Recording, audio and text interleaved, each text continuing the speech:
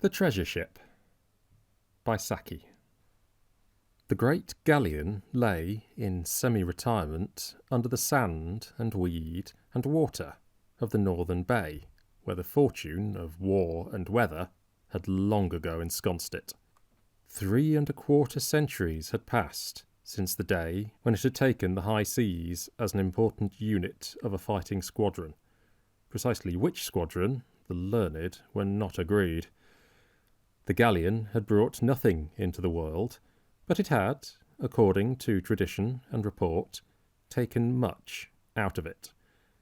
But how much? There again the learned were in disagreement. Some were as generous in their estimate as an income tax assessor. Others applied a species of higher criticism to the submerged treasure chests and debased their contents to the currency of goblin gold. Of the former school was Lulu, Duchess of Dulverton.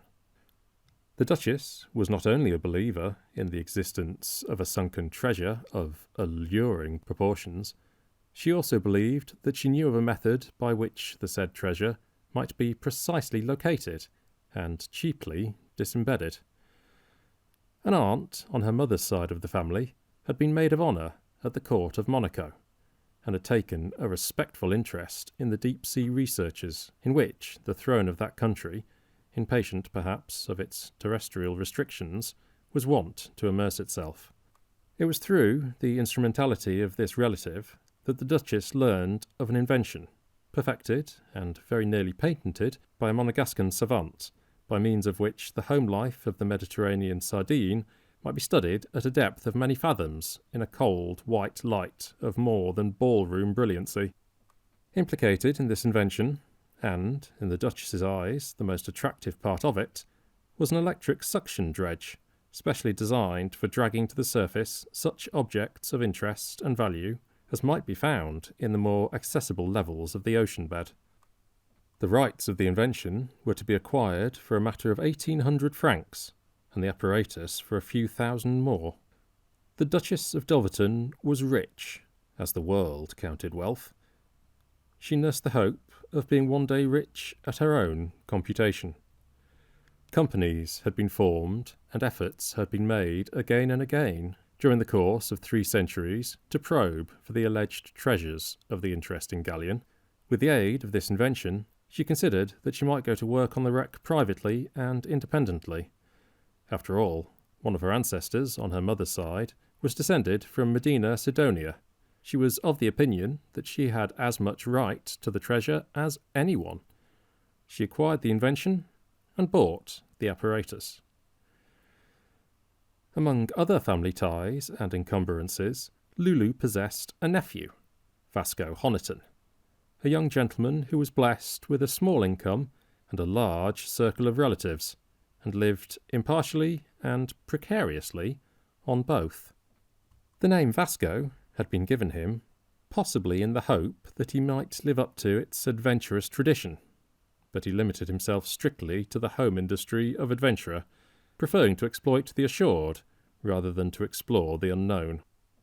Lulu's intercourse with him had been restricted, of recent years, to the negative processes of being out of town when he called on her, and short of money when he wrote to her.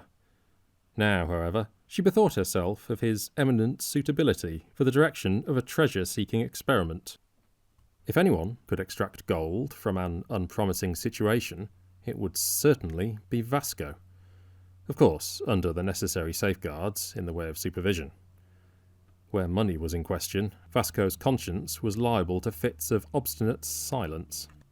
Somewhere on the west coast of Ireland, the Dulverton property included a few acres of shingle, rock, and heather, too barren to support even agrarian outrage, but embracing a small and fairly deep bay, where the lobster yield was good in most seasons. There was a bleak little house on the property, and for those who liked lobsters and solitude, and were able to accept an Irish cook's ideas as to what might be prepared in the name of mayonnaise, Innisgluther was a tolerable exile during the summer months. Lulu seldom went there herself, but she lent the house lavishly to friends and relations. She put it now at Vasco's disposal. "It will be the very place to practice and experiment with the salvage apparatus," she said. "The bay is quite deep in places, and you will be able to test everything thoroughly before starting on the treasure hunt." In less than 3 weeks, Vasco turned up in town to report progress. "The apparatus works beautifully," he informed his aunt. "The deeper one got, the clearer everything grew. We found something in the way of a sunken wreck to operate on too." "A wreck in Innisgluther Bay?" exclaimed Lulu. "A submerged motorboat, the Sub Rosa," said Vasco. "No, really?" said Lulu. "Poor Billy Yutley's boat. I remember it went down somewhere off that coast some 3 years ago. His body was washed ashore at the point. People said at the time that the boat was capsized intentionally. A case of suicide, you know. People always say that sort of thing when anything tragic happens." "In this case, they were right," said Vasco. "What do you mean?" asked the Duchess hurriedly. "What makes you think so?" "I know," said Vasco simply. "No? How can you know? How can anyone know? The thing happened 3 years ago. In a locker of the Sub Rosa, I found a watertight strongbox. It contained papers." Vasco paused with dramatic effect and searched for a moment in the inner breast pocket of his coat. He drew out a folded slip of paper. The Duchess snatched at it in almost indecent haste and moved appreciably nearer the fireplace. "Was this in the Sub Rosa's strongbox?" she asked. "Oh no," said Vasco carelessly.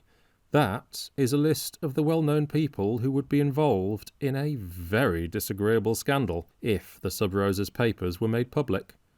I've put you at the head of it. Otherwise it follows alphabetical order."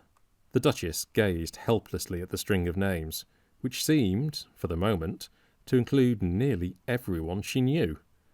As a matter of fact, her own name at the head of the list exercised an almost paralysing effect on her thinking faculties. "Of course, you have destroyed the papers?" she asked, when she had somewhat recovered herself. She was conscious that she made the remark with an entire lack of conviction. Vasco shook his head. "But you should have," said Lulu angrily. "If, as you say, they are highly compromising." "Oh, they are, I assure you of that," interposed the young man. "Then you should put them out of harm's way at once. Supposing anything should leak out.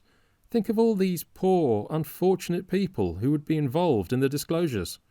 And Lulu tapped the list with an agitated gesture.